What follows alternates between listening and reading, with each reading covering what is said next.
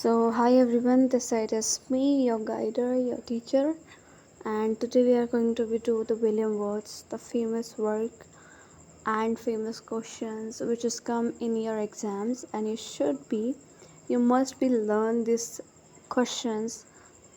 Learn at least you can read them, then you can realize that you are in the peak of your when you are preparing something in your examination for any kind of exam, UP TET and JRF net. So you have to be know that which poet or a poetess you are going to be learn, and you will be understand, and after you should prepared, then you must be try to solve their questions, PYQs also. Okay. The very first question is, what is the title of William Wordsworth most famous poem about daffodil? Okay, the first option is The Solitary Reaper. The second one, Odd, Intimation of Immortality, line composed a few miles above Tinton Abbey, and I wandered lonely as a cloud. So, what was the right answer of your question? So, let me know in the comment section. Okay, the right answer was I wandered lonely as a cloud. The option number is C was the correct answer. Now we are going to be moved on our second question. Who was the first? Who was the Wordsworth's closest friend and collaborator writing the lyrical ballad? अच्छा, Wordsworth के सबसे घनिष्ठ मित्र कौन थे और जिनके साथ इन्होंने कोलैब किया है writing with the lyrical ballad? So S T Coleridge थे, Percy Bysshe Shelley, Lord Byron या फिर जॉन कीट्स? सो इसमें आपके the answer was Samuel Taylor John Coleridge के साथ इन्होंने लिरिकल बैलाड लिखा था. ओके. अच्छा, विलियम वर्ड्सवर्थ का जो जन्म है वो कब हुआ है? In which year he was born? So in 1765, option A. Option B 1770, option C 1780, option D 1795. तो कौन से ईयर में इनका जन्म हुआ है? तो इनका जन्म हुआ है इन द ईयर ऑफ 1770, 1770 में. The next question is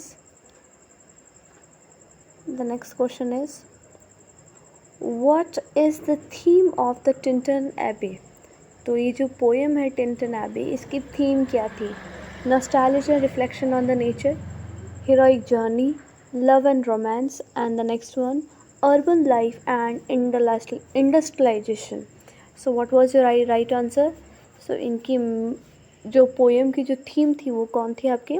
nostalgia, reflection on nature. Question number 5. Which of the following quote is from Wordsworth? Odd intimation of immortality. Intimation of immortality से कौन सा इनका कोट आया है? कौन सा कोट आया है विलियम वर्ड्सवर्थ का? देखिए. Option A, to see a world in a grain of sand. Option B, the child is father of the man. Option C, season of mist and mellow fruitfulness. Option D, beauty is truth, truth beauty. So हमारा option होगा इसमें option B, the child is the father of the man. Okay. The next one question, what does Wordsworth refer to as the spontaneous overflow of powerful feeling? This is a very important quote. Okay. तो ये जो line है वो किसको refer कर रही है? How it can be referred और prefer something. So it can be a friendship, it can be poetry, it can be nature, it can be romance. तो किसको ये रेफ़र कर रहे हैं? ये रेफ़र कर रहे हैं हमारे पोइट्री को रेफ़र कर रहे हैं. He was referring as a poetry. Option question number next. Which poem begin with Earth has not anything to show more fair. अच्छा, option A, the world is too much with us. Option B, composed upon Westminster Bridge. Option C, ought to duty. Option D, resolution and independence. So आपका option होगा इसमें कौन सा? Option B is the correct answer of your this question, composed upon Westminster Bridge. Okay, the next one question. The next one question is question number 8. What was the primary purpose of Wordsworth and Coleridge lyrical ballad? Primary प्राथमिक purpose कौन कौन से थे, वो क्या लाना चाहते थे, वो क्या प्रदर्शित करना चाहते थे दोनों दोस्त. So he describe the city life in England. वो दर्शाना चाहते थे इंग्लैंड की शहरी लाइफ, उनका जीवन यापन. और या फिर वो दर्शाना चाहते थे poetic language of their time, उनके जॉनरा के समय. और या फिर वो रिलीजियस जो वर्च्यूज़ थे उनकी प्रेज, उनकी प्रशंसा करना चाहते थे. या ऑप्शन डी, क्रिटिसाइज़ करना चाहते थे मोनार्की को, तानाशाह को, राजतंत्र को. तो इसमें आपके option what was the option will be correct right over here.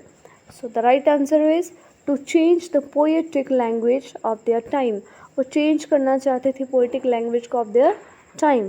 Okay, the next question is what position was Wordsworth given in 1843. यानी कि 1843 के समय कौन सी पोजीशन दी गई थी, कौन सी उनको एक प्लेस दिया गया था. लाइक ऑप्शन ए इज़ उन्हें कि नाइट ऑफ द गार्टर दिया गया, पोएट लॉरेट बनने का मौका मिला, या एज अ प्राइम मिनिस्टर, या फिर एरी आर्क बी शॉप. सो उन्हें आपके ऑप्शन मिला था. ये बहुत इजी क्वेश्चन है. This was the simplest question of this series. So poet laureate बनने का उन्हें मौका मिला था 1843 में. Question number 10. अच्छा, in which poem does Wordsworth mention the famous line. कौन सी फेमस लाइन है वर्ड्सवर्थ की और कौन से पोएम से? I wandered lonely as a cloud. This is must be you know about this quote, the famous line I wandered lonely as a cloud. So ये the prelude से लिया गया है, या टिंटिन एबे, या I wandered lonely as a cloud, या the solitary reaper. तो what was your right options? Please tell me in the comment section. I want to be know that who will give the right answer of this question. So this was the right answer of your. Simply अब आपके यहाँ पर already mention कर रखा है, I wandered as a lonely as a cloud. Okay, wait a minute. Okay, the next question is what is the central theme of the poem The Prelude. अच्छा, the prelude की central theme क्या थी? तो central theme क्या थी इसकी? The beauty of nature, the journey of the human spirit, या political unrest, the fleeting nature of love. तो इसमें कौन सी मेजर आपकी थीम थी इसके अंदर? सो यहाँ पर मेजर थीम रही है the journey of the human spirit. Question number 12. Which of the following poem is not written by the Wordsworth. यानी कि ऐसी कौन सी पोएम है जो कि वर्ड्सवर्थ के द्वारा नहीं लिखी गई है? The rime of the ancient mariner, the prelude, I wandered lonely as a cloud, ode intimation of immortality. हमने प्रीवियस क्वेश्चंस के अंदर देखा था, ऑड इंटीमेशन ऑफ इमॉर्टलिटी देखा हमने, I wandered lonely as a cloud भी देखा, द प्रिल्यूड देखा हमने, लेकिन the rime of ancient mariner नहीं देखा. तो it was the correct answer. तो वर्ड्सवर्थ की तरह कौन सी पोएम नहीं लिखी गई है? The rime of the ancient mariner. अच्छा, the rime of ancient mariner लिखी गई किसके द्वारा है? आप मुझे ज़रूर कमेंट सेक्शन में बताएं. लास्ट में आपको मैं ज़रूर बता दूंगी इसका आंसर. तो ऑप्शन 30, वो क्वेश्चन नंबर 13, पोएटिक फॉर्म बतानी है यूज़ प्रीडोमिनेंटली. उस समय कौन सी फॉर्म यूज़ की जाती थी इन उन समय? So odd intimation of immortality के अंदर कौन से एक सोनेट बनाया गया, ऑड, बलाड, या फ्री वर्स. तो आपके उस समय ऑड टू ड्यूटी है ना, ऑड इंटीमेशन ऑफ इमॉर्टलिटी, ये पोएटिक फॉर्म यूज़ किए जाते थे, ऑड. अच्छा, the question is 14. What inspired Wordsworth to write poetry. Wordsworth को ऐसी कौन सी चीज़ें थी जो उन्हें प्रेरित करती थी, उन्हें उत्साहित करती थी to be write the poetry? His travelling abroad, nature and childhood experiences, urban life, या रोमांटिक रिलेशनशिप. तो जो हमारे वर्ड्सवर्थ थे वो आपको डेफिनेटली पता होगा कि वो हमारे नेचर से, हमारी प्रकृति से, और उनके चाइल्डहुड एक्सपीरियंस, वो बहुत ज़्यादा उनको सोच करके उन्हें कई सारी चीज़ें लिखी उन्होंने, और उन्हीं से उनको इंस्पिरेशन मिलती थी, उन्हें आगे बढ़ने की चाह होती थी. वो अपने उन फीलिंग्स, उन दौर को वापस से जी पाते हैं जब वो लिखते हैं उन सारी चीज़ों को. अच्छा, which poem features a description of a solitary reaper.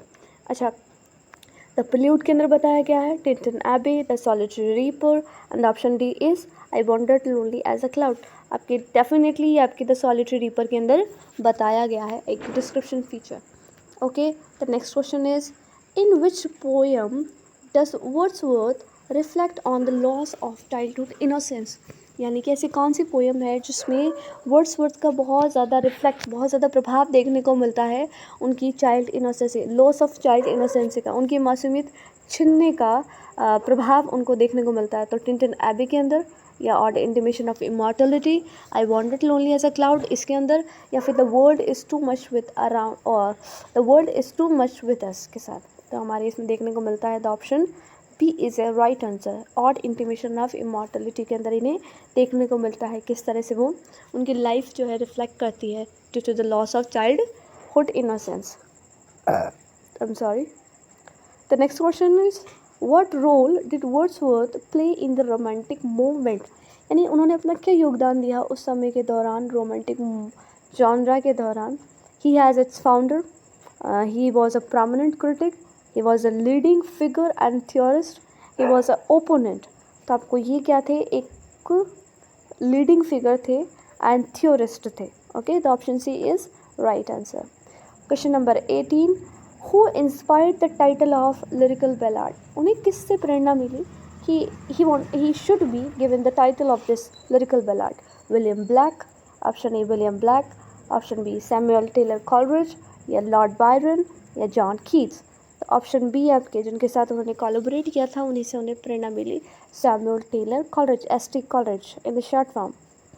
Okay, the next question is which poem of Wordsworth reflect on the theme of nature's beauty and its moral lessons, यानी कि विलियम वर्ड्सवर्थ की ऐसी कौन सी poem है जिसके अंदर हमें प्रभाव देखने को मिलता है प्रकृति की सौंदर्यता और जो हमारे नैतिक कर्तव्य हैं, मॉरल लेसन्स हैं उनके बारे में।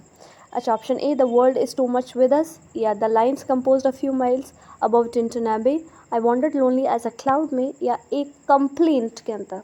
अच्छा, a lover's complaint, do you know this? Okay, the option B line composed a few miles above Tintern Abbey के अंदर हमें दिखाया जाता है किस तरह से वो प्रभाव डालने की कोशिश कर रहे हैं natures of beauty and the moral lessons. Okay, question number 20, in Wordsworth poetry nature is often portrait as, poetry को किस तरह से पोर्ट्रेट किया गया है, दर्शाया गया है, a source of chaos, a reflection of human emotion, a mere backdrop, या एन एंटागोनिस्ट। तो ये आपके ह्यूमन के इमोशन को देखते हुए दर्शाया गया है। Question number 21, what is the focus of Wordsworth poem the excursion, the excursion के अंदर उन्होंने मेन फोकस किसके ऊपर किया है, the beauty of urban life, the exploration of philosophical ideas, the conflict of nature and industry, option D is love and romance. उन्होंने दिखाया है the exploration and philosophical ideas, अपने फिलोसफिकल आइडियाज़ दिए हैं।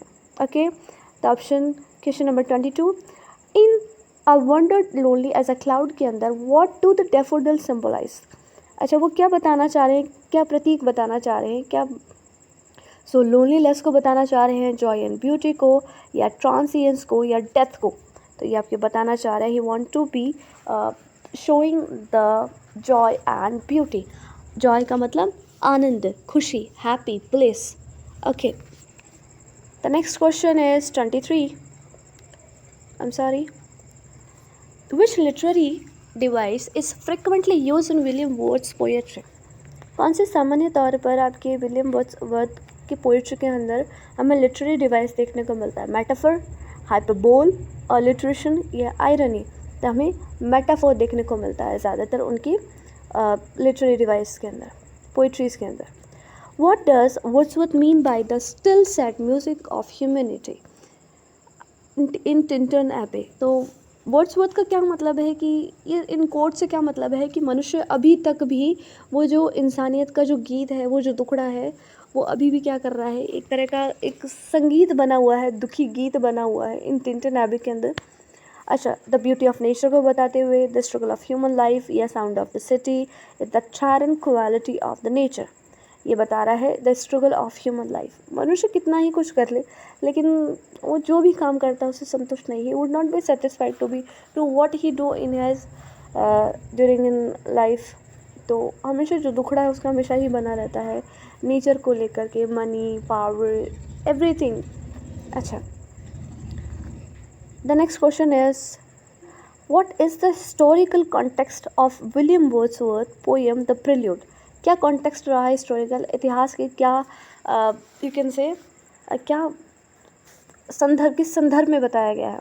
तो इंडस्ट्रियल रिवोल्यूशन बताया गया है द प्रिल्यूड के अंदर, फ्रेंच रिवोल्यूशन बताया गया है, या विक्टोरियन एरा था उस दौरान, या अमेरिकन रिवोल्यूशन था। तो हम लोग जानते हैं उस समय फ्रेंच रिवोल्यूशन चल रहा था आपके।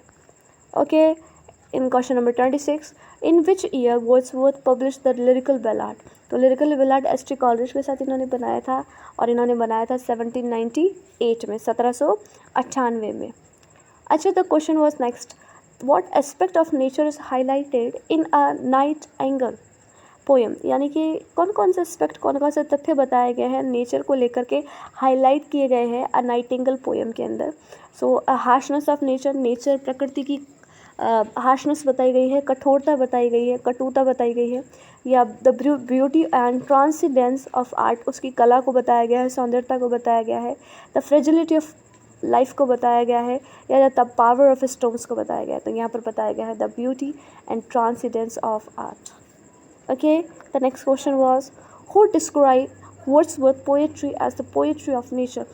मैं इसमें आपको समझा नहीं रही हूँ, सिर्फ हम क्वेश्चंस कर रहे हैं। क्वेश्चन की सीरीज है, जब आप पूरा पढ़ लेते हैं, मैं आपको पूरे क्वेश्चंस की सीरीज़ बता रही हूँ। ये क्वेश्चन आपके उठ सकते हैं पूरा। मैं ऐसे नहीं बताऊँगी कि भाई आपको इस ईयर में ये किया, वो किया, वो किया। सारी जो मैंने बतानी थी वो मैंने पहले ही बता दिया एक वीडियो के अंदर ऑलरेडी, और मैं उसका डिस्क्रिप्शन में लिंक में दे दूँगी अगर आपको देखनी है। इनके मेजर पोइट मैंने वर्क्स लिख दिए थे, है ना, इन्होंने क्या क्या काम किया, क्या क्या नहीं किया, इनकी डेथ वगैरह सब कुछ मैंने मेंशन कर रखा है उसमें अच्छे से। हम क्वेश्चंस कर रहे हैं, तो we will focus in the questions, and ज़्यादा हम लोग इसको एक्सप्लेन नहीं कर रहे हैं, ठीक है। पहले आप जो है प्रॉपर विलियम वर्ड्सवर्थ का सब कुछ, आप बायोडाटा वगैरह सब कुछ पढ़ें, वर्क वगैरह सब कुछ, फिर क्वेश्चंस निकालें। Okay okay, the question was asking us who describe Wordsworth poetry as the poetry of nature. अच्छा, क्या डिस्क्राइब कर रहे हैं द पोएट्री के अंदर? जॉन कीट ने बोला है, सैमुअल जॉनसन, मैथ्यू आर्नल्ड, या टी.एस. एलियट ने बताया। सो द राइट आंसर इज, किसने बताया? हमारे मैथ्यू आर्नल्ड ने बताया। The prelude, what does Wordsworth consider the most important aspect of life. क्या कंसिडर करते हैं वर्ड्सवर्थ कि हमारी जीवन के अंदर सबसे मेन इम्पॉर्टेंट थिंग क्या है? Love, memory, power, wealth. तो हमारे लिए सबसे ज़्यादा जो कीमती है वो हमारी मेमोरीज़ है, क्योंकि हमारी मेमोरीज़, हम बचपन में कैसे थे, हमने क्या क्या एक्सपीरियंस किया। क्योंकि ज़्यादातर चीज़ें आपने देखा childhood memories, innocence, he lost the child innocence, हमने क्वेश्चन पढ़ा था अभी, है ना। तो अब देख पा रहे हैं कि इन्होंने नेचर, ब्यूटी ऑफ नेचर, है ना, आपके ode memory, childhood, loss of childhood innocency, इन सब के ऊपर ज़्यादा जोर दिया है, राइट। फ्रेंच रिवोल्यूशन के बाद बताई है। अच्छा, तो मेमोरी सबकी बहुत ज़्यादा यादगार होती है, बहुत सारे लोगों की अच्छी भी होती है, बहुत सारे लोगों की बुरी भी होती है, लेकिन हम बुरी चीज़ें ज़्यादा याद रखते हैं। So please don't remember your bad memories, you have to be learn your good memories, that you have been giving all the days positive vibes in your life. You feel not be so sad or tedious in the whole day. Okay, the next question is, which of the following theme in prevalent in Wordsworth poetry। यानी कि Wordsworth अपनी poetries के अंदर उन समय prevalent, उस समय के दौरान कौन कौन सी थीम पर ज़्यादा वर्क करते थे? इन अर्बनाइजेशन के ऊपर, शहरीकरण, राष्ट्रवाद, नेचर एंड सिंपलिसिटी, या साइंस एंड टेक्नोलॉजी के ऊपर काम कर रहे थे? वो नेचर एंड सिंपलिसिटी के ऊपर ज़्यादा वर्क ऑन कर रहे थे। Okay, the question number 31, what does Wordsworth often seek to find in nature. Wordsworth को क्या सीखने को मिला था अपनी प्रकृति से? वेल्थ, समृद्धि मिली, नॉलेज एंड विजडम मिला, कंपेनियनशिप मिली, या adventure. So he found the knowledge and wisdom, बुद्धिमत्ता और उन्हें ज्ञान का भंडार मिला। तो question number 32, in the table turn के अंदर वर्ड्सवर्थ जो है क्या एडवोकेट करते हैं और एक फॉर्मल एजुकेशन क्या बताते हैं? सो रीडिंग बुक्स के बारे में बताते हैं, एक्सपीरियंस एंड नेचर बताते हैं, रिलीजियस स्टडी बताते हैं, या ट्रैवलिंग के बारे में बताते हैं। तो वो experience and nature. Okay, the next question is, in which poem does Wordsworth write about a host of golden daffodil? Wordsworth जो है अपनी किस पोएम के अंदर ऐसा लिखते हैं और होस्ट बताते हैं गोल्डन डैफोडिल्स? द प्रिल्यूड के अंदर, I wandered lonely as a cloud के अंदर, टिंटिन एबे, या लंदन 1802 के अंदर? तो ये बताते हैं I wandered lonely as a cloud के अंदर बताते हैं ये। Okay, question number 34, what is the tone of Wordsworth poetry? कौन सी टोन थी? मेलनकोलिक थी, बहुत ज़्यादा दुखी मॉर्नफुल वाली थी, जॉयफुल या कंटेम्पलेटिव वाली थी, या फिर एंग्री या सकास्टिक? सो हमेशा वो खुश मिजाज टाइप के व्यक्ति थे, एकदम मज़ेदार, है ना? तो हैप्पीनेस फैलाने वाले, तो कंटेम्पलेटिव टाइप और joyful. Option B is your correct answer. Question number 35, what did Wordsworth believe about the role of poet? Wordsworth क्या विश्वास करते थे कौन सा रोल के ऊपर एज अ पोएट के अंदर? To be entertaining everyone, to be a profit of a society, एक समाज का मुखिया बन करके वो अपने आप को बताते थे, एज अ दर्शाते थे, लोगों के सामने रिप्रेजेंट करते थे, मॉरल लेसन्स बताते थे, या फिर एक मिमिक नेचर बताते थे? तो वो हमेशा सोसाइटी के लिए प्रॉफिट, एक गाइडेंस के रूप में, एक मुखिया के रूप में काम किया है कि I will guide you, you have to be follow my instructions and I will definitely show you guide your right way. Okay, the next question is 36. Which poetic technique does Wordsworth enjoy in The Solitary Reaper? The Solitary Reaper के अंदर कौन सी technique उन्होंने use की थी और employ किया था? Personification, imagery, symbolism, या आयरनी? तो इन्होंने इमेजनरी, बहुत ज़्यादा इमेजिन करते थे भाई ये। Question number 37, in the world is too much with us के अंदर इन्होंने वर्ड्सवर्थ जो है, व्हाट डज वर्ड्सवर्थ क्रिटिसाइज, क्या क्रिटिसाइज किया गया इनको?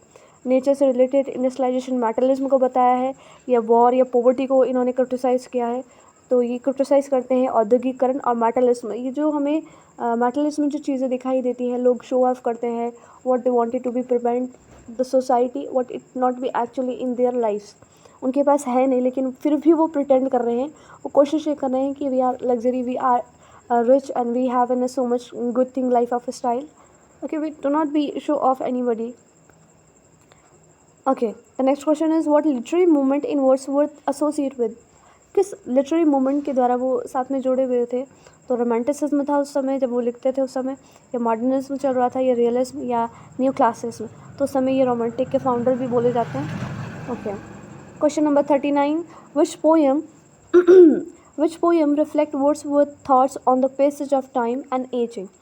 ओके, ऑटी ड्यूटी के अंदर बताया गया है, इंटिमेशन ऑफ इमॉर्टलिटी, या I wandered lonely as a cloud, या टिंटन एबी के अंदर? तो आपके बताया गया है इंटिमेशन ऑफ इमॉर्टलिटी के अंदर।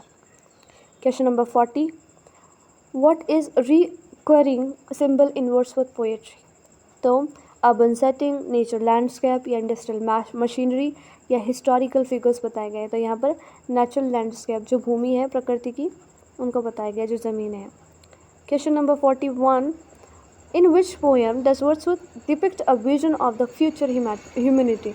वो ऐसी कौन सी पोएम है जिसके अंदर वर्ड्सवर्थ देखते हैं, एक इमेजिन करते हैं, एक विजन आता है, एक दृश्य आता है कि वो फ्यूचर के अंदर ह्यूमैनिटी देख पाएंगे, इंसानियत देख पाएंगे लोगों के अंदर?